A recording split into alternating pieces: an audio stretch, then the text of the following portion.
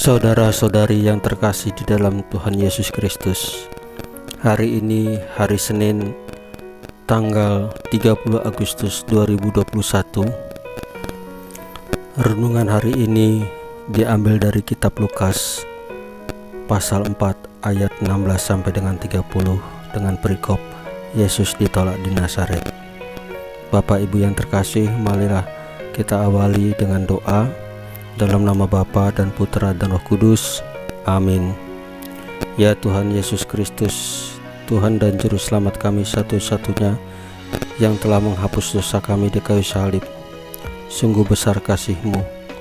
Ampunilah dosa-dosa kami, karena kami telah melanggar firman-Mu. Biarlah Engkau ampuni ya Tuhan Yesus, agar kami layak dan pantas untuk berdoa kepadamu. Ya Tuhan Yesus, utuslah Roh Kudus-Mu agar selalu memimpin kami di dalam membaca firman-Mu ini, agar kami mengerti dan dapat melaksanakannya dalam kehidupan kami sehari-hari. Amin.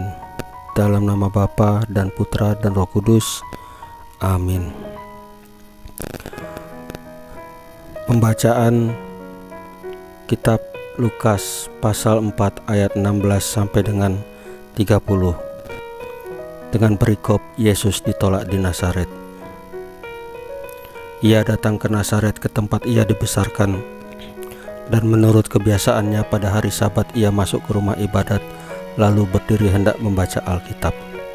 Lalu kepadanya diberikan kitab Nabi Yesaya, dan setelah dibukanya ia menemukan nas di mana ada tertulis, Roh Tuhan ada padaku, oleh sebab ia telah mengurapi aku untuk menyampaikan kabar baik kepada orang-orang miskin, dan ia telah mengutus aku untuk memberitakan pembebasan kepada orang-orang tawanan dan penglihatan bagi orang-orang buta, untuk membebaskan orang-orang yang tertindas, untuk memberitakan tahun rahmat Tuhan telah datang.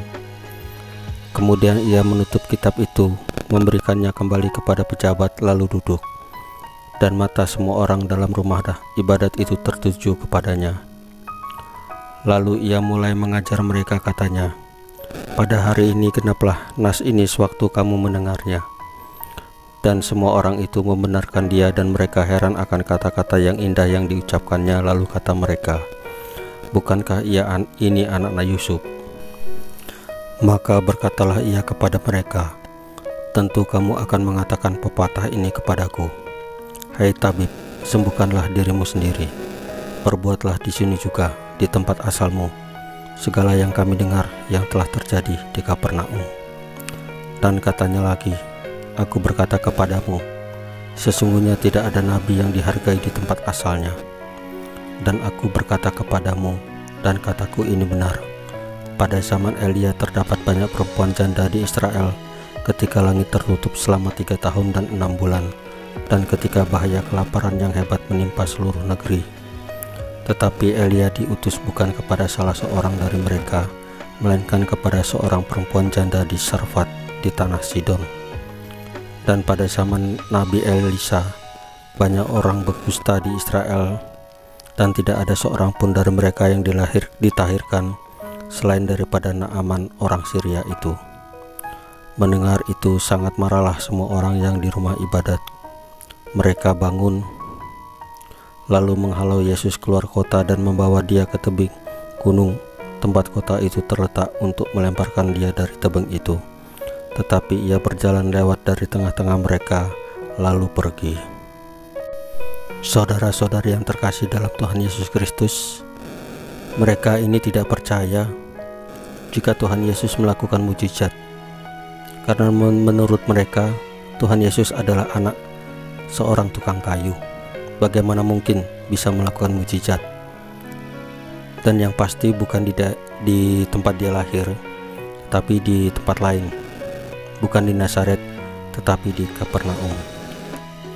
Saudara-saudari, di sini Tuhan Yesus membaca mengenai kitab Perjanjian Lama, di mana dinubuatkan bahwa akan ada seorang juru selamat, dan nubuat itu sudah digenapi.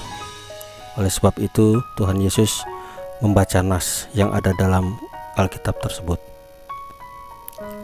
Kemudian dengan nas tersebut kita bisa melihat bahwa Yesus adalah seorang Mesias. Dia telah menyatakan dirinya karena Roh Tuhan itu ada di dalam dirinya. Dengan Roh Tuhan inilah Tuhan Yesus dapat melakukan mujizat-mujizat. Saudara-saudara yang terkasih, mungkin dalam kehidupan kita sehari-hari terkadang kita tidak percaya dengan mujizat yang Tuhan Yesus lakukan, tetapi menggunakan kekuatan kita, kepintaran kita, akal budi kita dalam mengambil keputusan. Saudara-saudara yang terkasih, sebaiknya andalkanlah firman Tuhan dalam setiap langkah hidup kita, dalam setiap detik, karena di Alkitab tertulis satu langkah adalah maut. Tuhan Yesus itu penuh dengan kuasa, sehingga dia mengerti seseorang, maksud dan tujuan dari seseorang sebelum orang-orang tersebut mengucapkannya.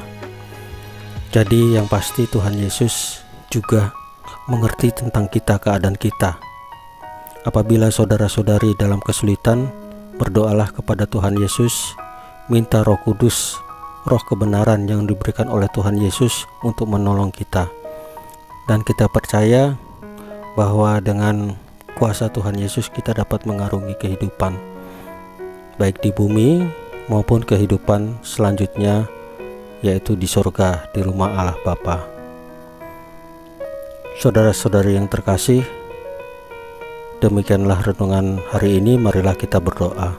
Dalam nama Bapa dan Putra dan Roh Kudus, amin. Ya Tuhan Yesus, terima kasih karena hari ini Engkau telah pimpin Roh Kudus-Mu kepada kami, sehingga kami dapat mengerti bahwa Engkau adalah Mesias, Engkau adalah nubuat yang telah digenapi.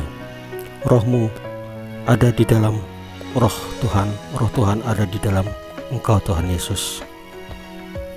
Kami percaya dengan penuh iman kami kepada Engkau, ya Tuhan Yesus, bahwa Roh Kudus yang Engkau berikan sebagai Roh penolong ada di dalam kami, dan kami ada di dalam Roh Kudus.